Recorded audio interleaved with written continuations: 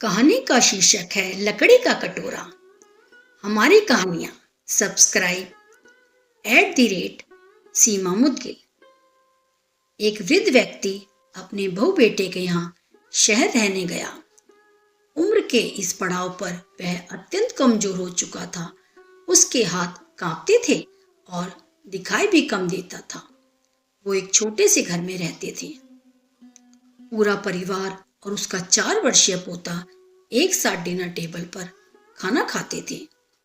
लेकिन वृद्ध होने के कारण उस व्यक्ति को खाने में बड़ी दिक्कत होती थी। कभी मटर के दाने उसकी चम्मच से निकलकर फर्श पे बिखर जाते, तो कभी हाथ से दूध छलककर मेजपोश पर गिर जाता। बहू बेटे 1-2 दिन ये सब सहन करते रहे, पर अब उन्हें अपने पिता की इस काम से चिढ़ होने लगी। हमें इनका कुछ करना पड़ेगा, बेटे ने कहा। बहू ने भी हाँ में हाँ मिलाई और बोली, आखिर कब तक हम इनकी वजह से अपने खाने का मजा किरकिरा करते रहेंगे और इस तरह चीजों का नुकसान होते हुए भी नहीं देख सकते। अगले दिन जब खाने का वक्त हुआ तो बेटे ने एक पुरानी मेज को कमरे के कोने में लगा दिया। अब बूढ़े पिता को वहीं अकेले बैठकर अपना भोजन करना था। यहाँ तक कि उनके खाने के बर्तनों की जगह एक लकड़ी का कटोरा दे दिया गया था, ताकि अब और बर्तन ना टूट सके। बाकी लोग पहले की तरह ही आराम से बैठकर खाते और जब कभी कभार उस बुजुर्ग की तरफ देखते तो उनकी आंखों में आंसू दिखाई देते। यह देखकर भी वो बेटे का मन नहीं पिघलता। वो उनकी छोटी से छोटी गलती पर ढेरों बातें सुना देते। वहां बैठा बालक भी यह सब बड़े ध्यान से देखता रहता और अपने में मस्त रहता।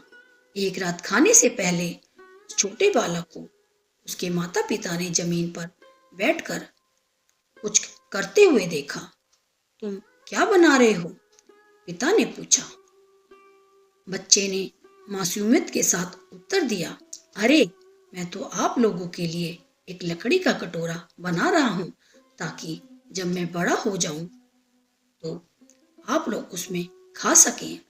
और वह पुनः अपने काम में लग गया। पर इस बात का उसके माता पिता पर बहुत गहरा असर हुआ। उनके मुंह से एक शब्द नहीं निकला और आंखों से आंसू बहने लगे। वो दोनों बिना बोले ही समझ चुके थे कि अब उन्हें क्या करना है। उस रात वो अपने बूढ़े पिता को वापस डिनर टेबल पर ले आए और फिर कभी उनके साथ अभद्र व्यवहार नहीं किया। दोस्तों, हम अक्सर अपने बच्चों को नैतिक शिक्षा या मोरल वैल्यूज की देने की बात करते हैं, पर हम ये भूल जाते हैं कि असल शिक्षा शब्दों में नहीं, हमारे क्रम में छुपी होती है। अगर हम बच्चों को बस ये उपदेश देते रहें कि बड़ों का आदर करो, सबका सम्मान करो और खुद इसके उलट व्यवहार करें, तो बच्चा भी ऐसा ही करना सीखता है। इसलिए कभी भी अपने पेरेंट्स के साथ ऐसा व्यवहार ना करें कि कल को आपकी संतान भी आपके लिए लकड़ी का कटोरा तैयार करने लगे।